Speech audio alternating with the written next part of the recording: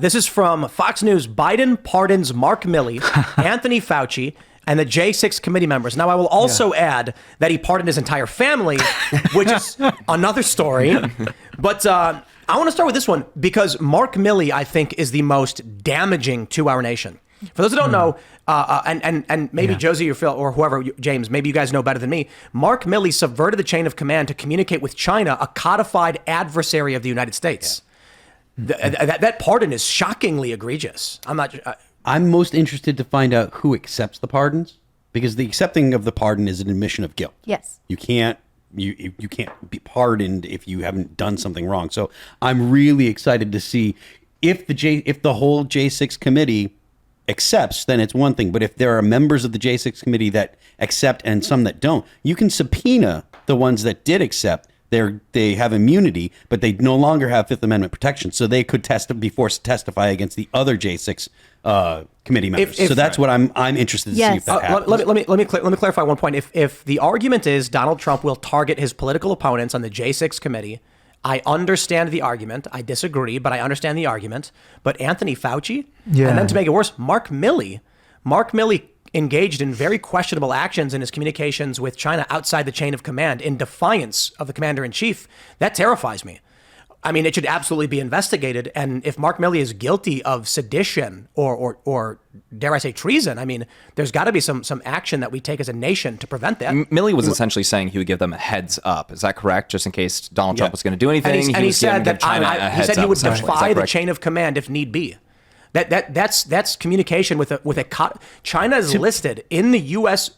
in U.S. law as an adversary of this nation. You know, to be fair, Congress does declare war. So I would hope, and if I'm going to give the benefit, be charitable towards Mark Milley, I would hope if Congress were to declare war on China, then Mark Milley would rethink that position. But to say I would defy the commander in chief, like that's a bad look, man. Let me just say this.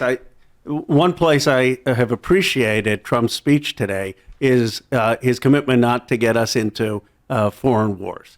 And he was, I think, bold in criticizing the Iraq war in his own presidential primary. And as a lot of times said, we shouldn't be getting into these endless wars. I feel differently about Milley in the sense that he was trying to prevent the escalation of a conflict than if he was doing something in defiance to start a war. So if we've got generals out there who are saying, and by the way, I don't think Donald Trump wants to start an actual war with China.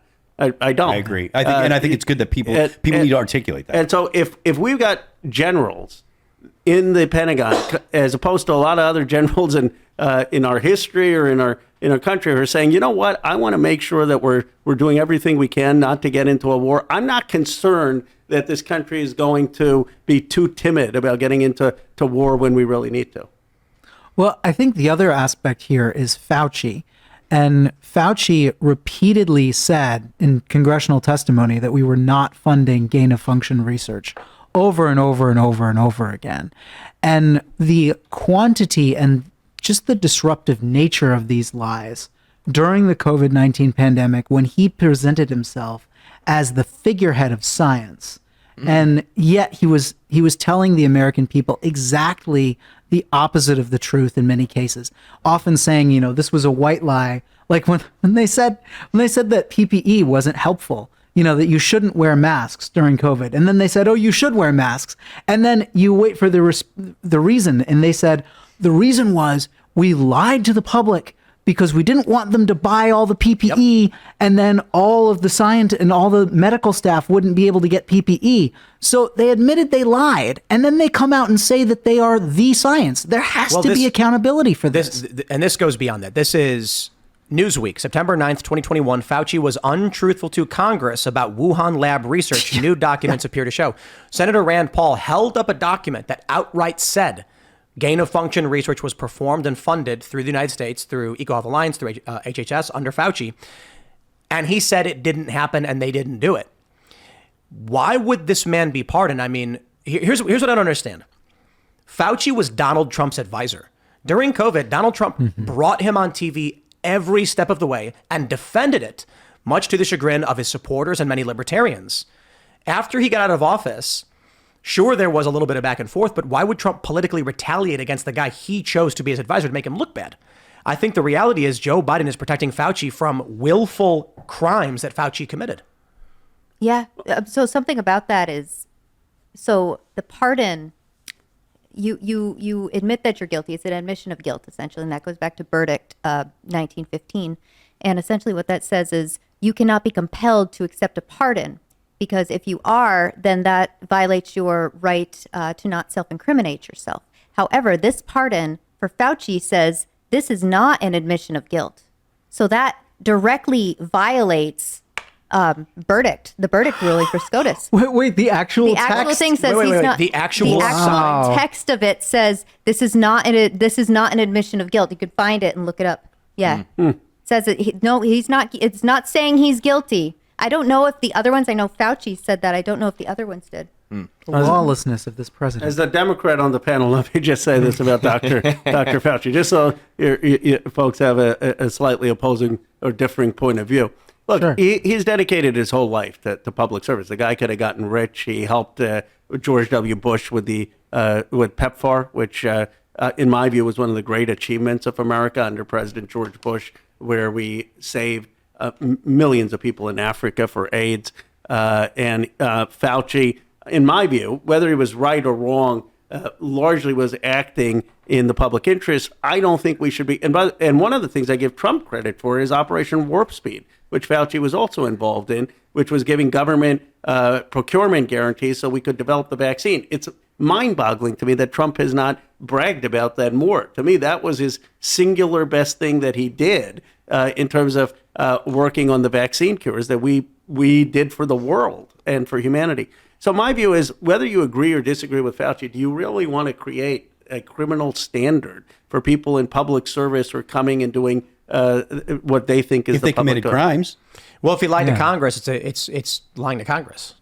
You know how many people come to our committees Hey, and man. you want to put them all in jail? Yep. Yes. And how many times do they say, I can't recall? If Anthony Fauci had said, I can't recall, instead of full stop, we don't fund gain of function research, we would be having a totally different discussion right now. This is one of the worst ramifications of the impeachment of Bill Clinton, right? Bill Clinton was found to have lied to Congress, and he admitted it later, and nothing happened. And that was a terrible precedent to set. I believe I have it's from justice.gov, executive grant of clemency, Joseph R. Biden Jr., Dr. Anthony S. Fauci, a full and unconditional pardon. It does not say it's not admission of guilt. His statement said that on the White House website, saying that accepting this is not an admission of guilt. Yes, but that's his what I personal read. statement. That's not the case. Okay. I do recognize a lot of people lie to Congress, and that's the point of swearing them in. They shouldn't. And unfortunately, there are a lot of people commit perjury all the time. And the aggrieved parties will always complain about it, and it's very difficult to prove someone lied. So that I recognize. In this instance, Rand Paul held up the document that said gain of function, and Fauci lied and said, nope. Yeah. And he's like, pretty right. black and white. So Pretty black Fauci and white. accepted the pardon, that is an admission of guilt, and then he said in a personal statement, I'm not guilty. He did say that? Yeah, that's what I'd that's heard. his personal statement then. Yeah, yes. So how does that work? Like, does he think he keeps his Fifth Amendment? I guess legally he confessed. Honest question. So these pardons go back to January 1st, 2014. Quick question. What was going on in Ukraine in 2014? I wonder. But to Burisma? But to your point about moving on, right? Just like the Jay said, wouldn't we want to move on from Fauci? I mean, isn't that part of Trump? I mean, he said today he doesn't want any retribution. He wants to move on. He doesn't want to politicize things. Isn't that part of what we need to do as a country? So sometimes we need to resolve. The problem with COVID in general is that it peeled the Band-Aid off of the way that a lot of our elite institutions are abusing their power over people. And so one of the things, be it school closures, and then you have this big focus on looking at education and trying to figure out, having parental rights, trying to balance these different issues. And suddenly you have a former governor of Virginia running for governor again, coming out and saying that he doesn't want parents deciding what their kids learn in school. And over again, you see, and, I'm glad to be sitting with you, Ro, because I think you have a track record of standing against some of the worst abuses I've seen from your party and the elites who generally agree with it. But I think a lot of the corruption that we've seen in this country was unveiled in COVID, and we have to solve it. And that's why we have a big populist movement. That's why we had a populist movement on the left too, with Bernie Sanders. But you know what? One of the things I really focus on in my book is how these big donors are funding these initiatives that are pushing, all these nonprofits are pushing ideas that are being almost forced on the American people through the elite apparatus. There, I agree with you sometimes, and I don't want to interrupt you, but I said sometimes my staff, they send me their 200 groups who've come out for something, and I said there are 200 groups run by 100 people. This is Exactly. the biggest myth in terms of all these groups. So I agree with you that sometimes they can make us be out of touch on certain issues. Thanks for checking out this clip from Timcast IRL. Make sure to watch the show live Monday through Friday at 8 p.m. Subscribe to this channel, and we will see you all there.